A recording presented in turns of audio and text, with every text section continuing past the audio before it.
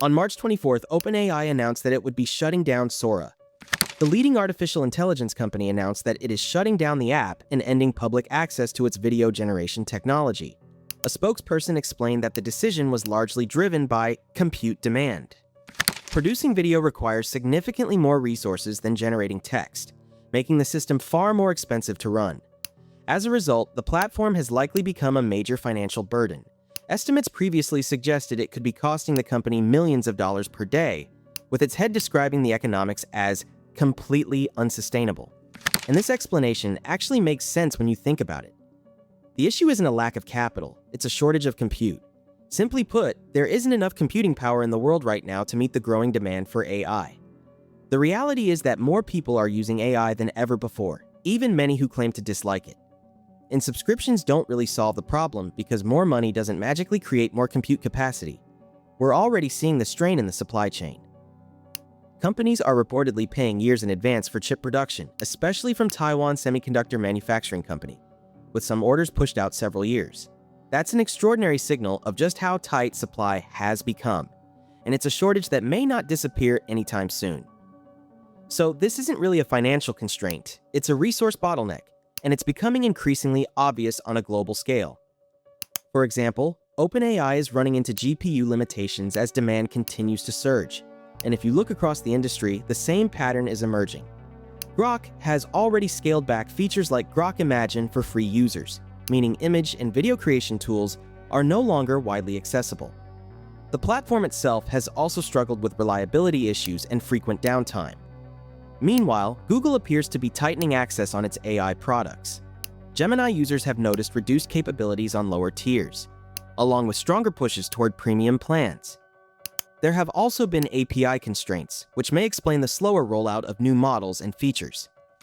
As for Sora, it was never widely released, not because of a lack of ambition, but because the infrastructure simply couldn't support the demand. At scale, it was a massive liability. A more realistic path forward might be integrating limited video capabilities into tools like ChatGPT. For example, generating short clips from AI-created images rather than full open-ended video generation from user uploads. Even within Sora itself, image generation features were pulled back. Video, especially at consumer scale, mobile apps, social features, constant generation, is just too resource-intensive. And that points to a broader issue. Video and image generation don't generate much revenue relative to how much compute they consume. Meanwhile, competition is intensifying. Chinese models like Seedance are already pushing ahead in video generation, so much so that major players like Disney have reportedly responded with legal pressure, a topic worth exploring on its own. In the end, OpenAI likely recognized that large-scale video generation, as it stood, was economically unsustainable. High costs, limited monetization, and relatively low engagement. That reality became even more pronounced after stricter copyright controls were introduced, which further reduced the system's output flexibility and appeal. The decision to pull Sora appeared surprisingly abrupt. Just a few months earlier, Disney had announced plans to invest $1 billion in OpenAI as part of a licensing deal to bring its characters into the platform. At the time the shutdown was announced, teams from both companies were reportedly still working together, and even some Sora staff were said to have been caught off guard. Since then, Disney has backed away from those investment plans. This follows another major shift earlier in the year, when NVIDIA scaled back a proposed commitment of up to $100 billion to build AI data centers capable of delivering 10 gigawatts of computing power for OpenAI. According to reports, CEO Jensen Huang had raised concerns about OpenAI's lack of discipline in its business strategy. There have also been indications that Apple stepped away from its own large-scale deal with OpenAI announced in 2024, reportedly driven by concerns around privacy and security. After launching Sora in September, Sam Altman predicted that society was on the brink of a dramatic artistic revolution, but that moment never really arrived. The rapid launch of ambitious projects followed by equally sudden shutdowns has started to feel like a pattern for OpenAI. Sora now joins a growing list of initiatives marked by abrupt pivots, reversals, and, at times, rushed execution. The rapid launch of ambitious projects followed by equally sudden shutdowns has started to feel like a pattern for OpenAI. Sora now joins a growing list of initiatives marked by abrupt pivots, reversals, and at times, rushed execution.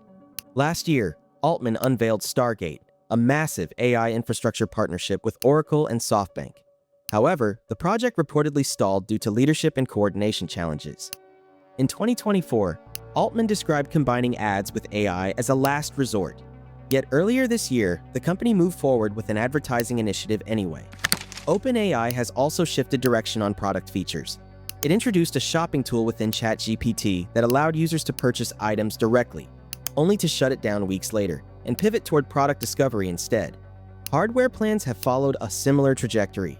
In January, the company said its first device was on track to launch this year, but court filings soon suggested that a release is unlikely before 2027. Content policy has also seen reversals. OpenAI initially banned NSFW material, then later signaled it would allow certain exceptions, even targeting a rollout timeline, only to put those plans on indefinite hold. That shift drew backlash, particularly from users who had already engaged with the platform under those expectations.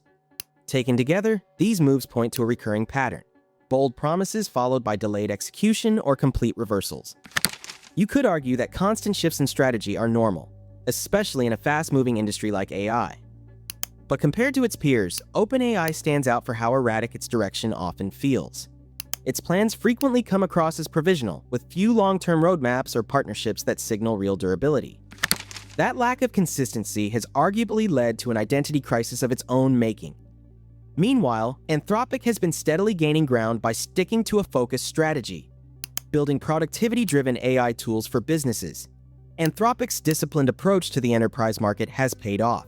Now, OpenAI appears to be moving in a similar direction, essentially borrowing from that same playbook. As part of this shift, OpenAI is reportedly planning to significantly expand its workforce, including hiring specialists to help businesses integrate its technology. Even at the product level, the overlap is becoming more obvious. The company is said to be working on a super app to unify its offerings, likely an attempt to compete more directly with Anthropic's ecosystem, including tools like Claude and its developer-focused capabilities. The goal seems to be reducing fragmentation, which has slowed development and made it harder to consistently meet quality expectations. Last summer, Sam Altman described OpenAI as effectively 4 companies in one: a consumer tech platform, a large-scale infrastructure effort, a research lab, and an incubator for new ideas like hardware. That kind of split focus has reinforced the perception that the company is stretched too thin.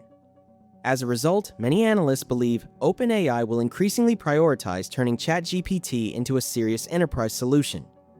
In that space, Anthropic has been ahead, rolling out features like advanced agent capabilities, deeper integrations, and tools designed specifically for workplace use. OpenAI now finds itself in a position where it has to catch up. At the same time, the economics of consumer AI are becoming harder to ignore. Even with massive adoption, monetization remains weak, and a large portion of users don't pay. That makes the consumer side far less attractive as a long-term business model. Anthropic, by contrast, treats its consumer offering as secondary to enterprise. That's why using Claude can sometimes feel more methodical or overbuilt.